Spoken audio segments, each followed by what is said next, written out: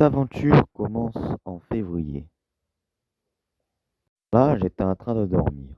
Sauf que d'un coup, je reçois une notification qui dit comme qu'il y a des éclairs.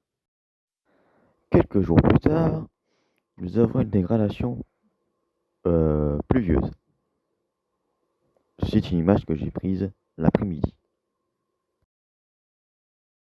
Ars était beaucoup orageux à ce moment-là, avec beaucoup d'images. Notamment celle-ci où nous voyons des cumulus qui se développent.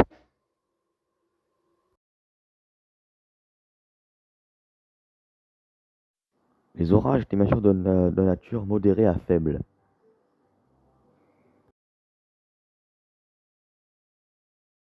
Je me rappelle encore quand j'avais dit à Alain que j'allais prendre une photo. C'est exactement ce que j'ai fait. J'ai réussi à capturer un magnifique rideau de pluie qui obscurcissait toutes les montagnes aux alentours. Mais c'était aussi ce moment-là où j'ai eu mes premiers orages nocturnes. C'est magnifique. Wow!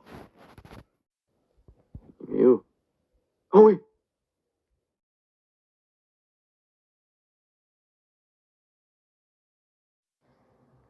Le lendemain, nous étions encore sur des orages faibles. Là, j'ai réussi à prendre une magnifique enclume. Là, nous sommes le 26 avec, encore une fois, même chose que la dernière fois. Une autre vue, avec cette fois les enclumes qu'on voit en arrière-plan. C'est franchement la meilleure image que j'ai prise.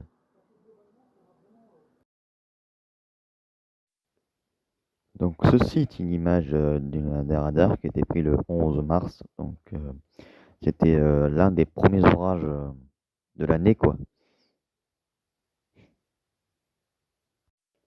Ces orages étaient plutôt sur la mer Méditerranée, et ils n'étaient pas très forts. Avec voilà. En vrai, pour vous dire, je me rappelle juste d'avoir vu des flashs, car c'était des orages faibles modérés. Ceci était mes débuts en tant que météorologiste analyste. J'ai commencé à faire des analyses vers mars à peu près. C'était ma toute première carte que j'ai fait, et je me rappelle encore.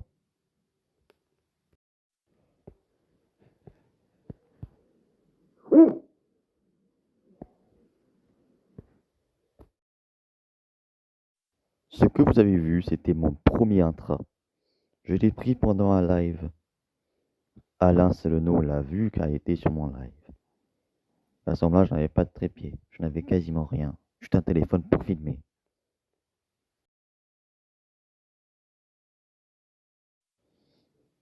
Petite sortie à ce moment-là à la mer avec des vents qui soufflaient à plus de 60 km/h avec de la pluie, ce qu'on peut considérer comme un orage. À ce moment-là, nous étions en avril, c'est-à-dire que nous étions à la moitié de la saison orageuse. Enfin, quasiment. Fin avril, nous avons les premiers orages forts qui se sont produits dans le Vaucluse. Oui, je sais pas dans le Var, mais on a quand même été touché en partie. Donc voilà. À ce moment-là aussi, vers le 12 mai, dans la nuit, j'ai réussi à capturer un orage. Il y a 7 minutes, j'ai vu un flash. Oh! Pour ça que j'aime bien les orages.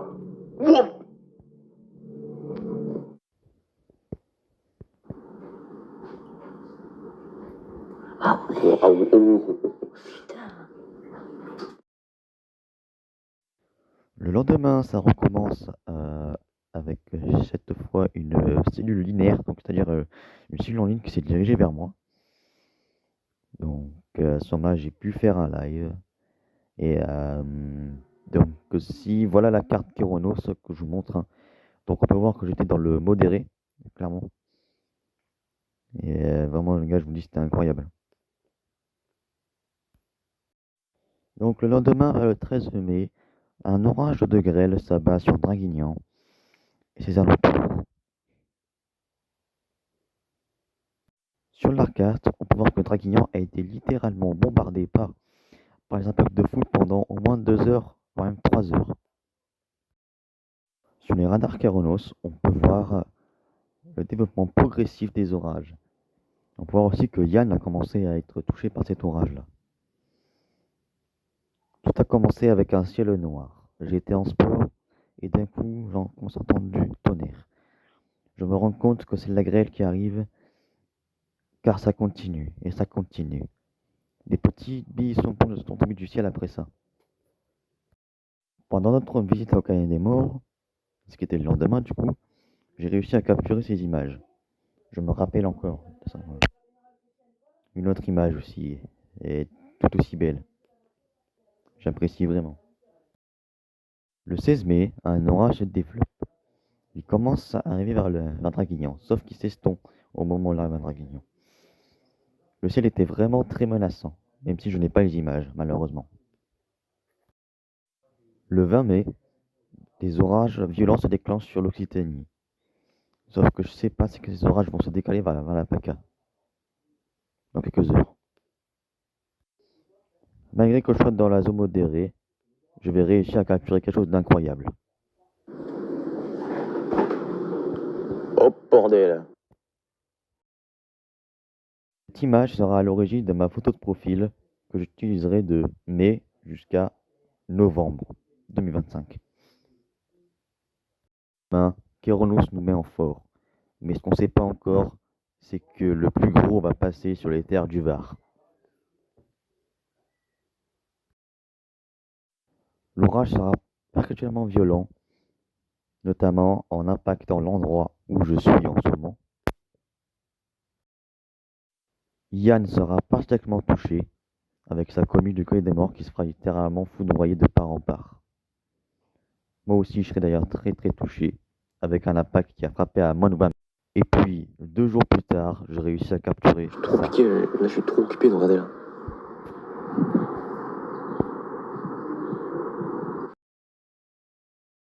Voilà l'impact de foudre que j'ai réussi à capturer. C'est absolument magnifique. Malgré la mauvaise qualité, on arrive à voir la structure de la foudre. Juin commence avec déjà une structure orageuse, sans vraiment plus. Le 4 juin, une dégradation orageuse s'amorce sur la vallée du Rhône. Ces orages s'évacuent ensuite vers la PACA.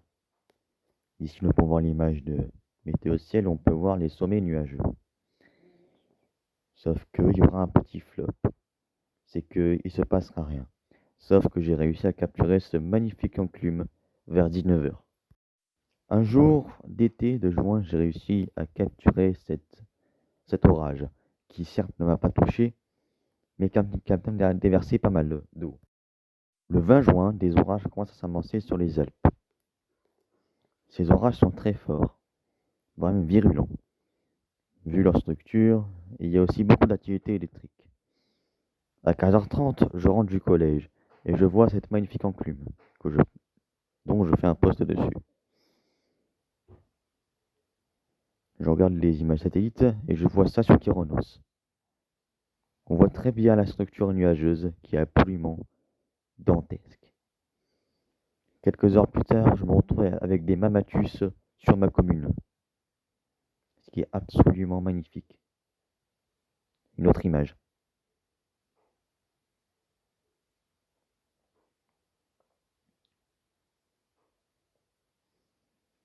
Ici, nous voyons que nous avons un orage qui a tenté d'exploser, qui a quand même mis beaucoup d'impact, mais qui s'est éteint.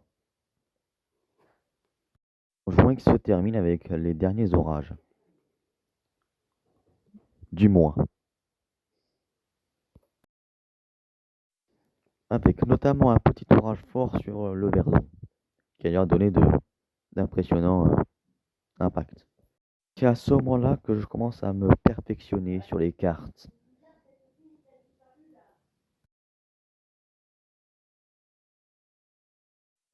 Le 2 juillet, c'était absolument incroyable.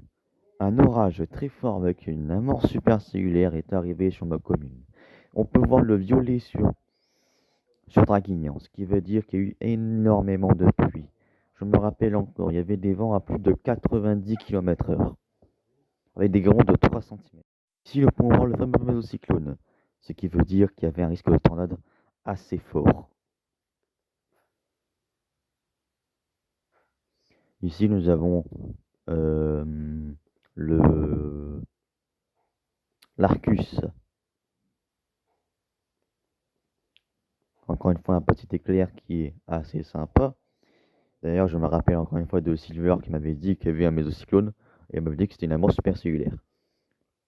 L'éclair le plus magnifique que j'ai réussi à capturer, même si on ne le voit pas trop. En juillet, je décide de faire un voyage à Briançon. Je vous fais passer cette petite image car j'avais envie de vous montrer un peu cette image magnifique. Ici, nous avons Plateau Valençol, il me semble. Ça, c'était en juillet. Et donc à ce moment-là, c'était quelques heures avant les fameux orages violents du 21 juillet. Vers le soir, je remarque une ligne de cellules qui se dirige vers moi. Sauf que c'est dirigé bien sûr vers les Alpes de Provence. Une autre ligne de cellules va arriver vers la nuit. Ceci va déclencher des grêlons de plus de 5 cm, plutôt 4 cm, et une activité électrique très intense. Mais ceci va aussi déclencher littéralement une tornade de haute intensité sur Miramas. Les dégâts ont été très lourds avec l'arc qu'on peut voir sur le radar. Il y avait aussi une énorme concentration d'éclairs, ce qui faisait cet éclair de type MCS. Voilà les petites images qui ont été prises par la webcam. C'est à peu près vers 2h, 3h du matin. Et donc à ce moment-là, j'étais en train de surveiller. 26 juillet, nous avons les orages qui se sont déclenchés. Je me rappelle encore, j'avais entendu un énorme bruit quand on était en train de manger une pizza. Et d'un coup, j'entends un énorme bruit. Et là, je me dis, qu'est-ce que c'est que ça? Et là, je me rends compte que c'est des orages. Ça continue jusqu'en dans la nuit et j'ai réussi à capturer ces beaux éclairs. Nous arrivons à août et à ce moment-là, les orages forts vont se déclencher pendant au moins 2 jours. Ici, nous voyons à quel point l'orage était près de Draguignan.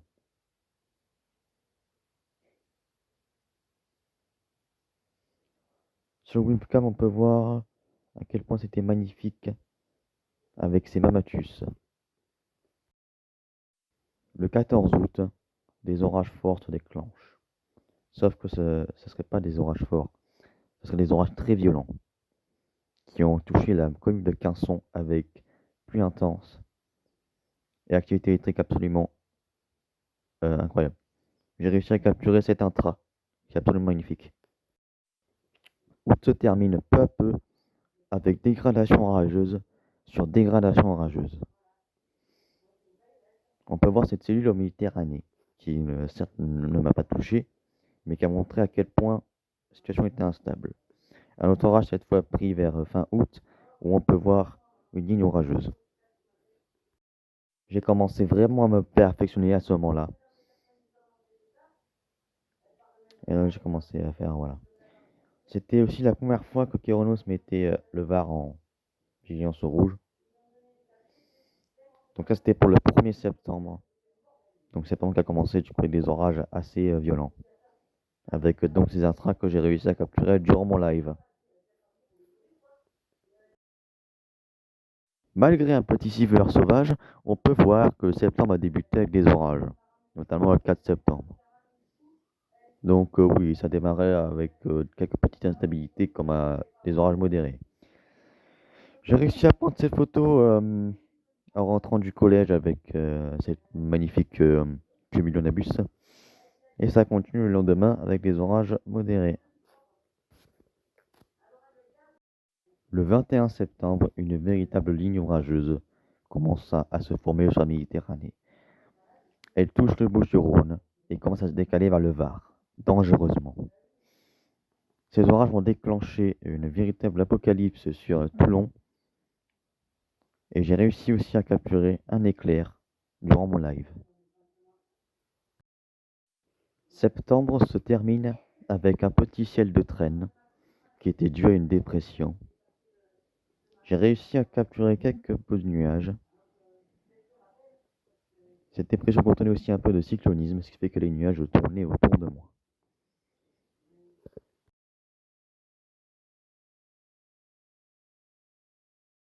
Septembre et octobre débutent. Septembre se termine et octobre débute. Le dernier souffle de la saison orageuse commence à se faire ressentir, avec tous ces nuages que j'ai réussi à capturer. Nous avons aussi la tempête Benjamin qui m'a affecté. Avec cette magnifique ligne pluvieuse, on aurait dit que c'était l'été. Après, j'ai eu un énorme effet venteux, et c'est pareil pour Yann. Ici, on peut voir sur le radar que c'était une ligne, bel et bien pluvieuse, mais identifiée de pluie très forte. Et donc, quelques jours, ça recommence avec, bon, avec moins de vent, mais c'est quand même une ligne, quoi.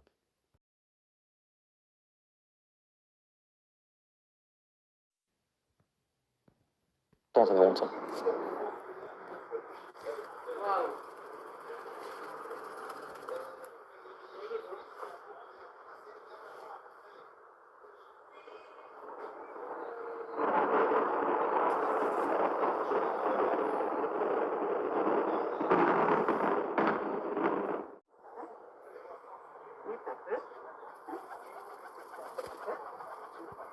Voir un peu plus là, parce que c'est surtout là.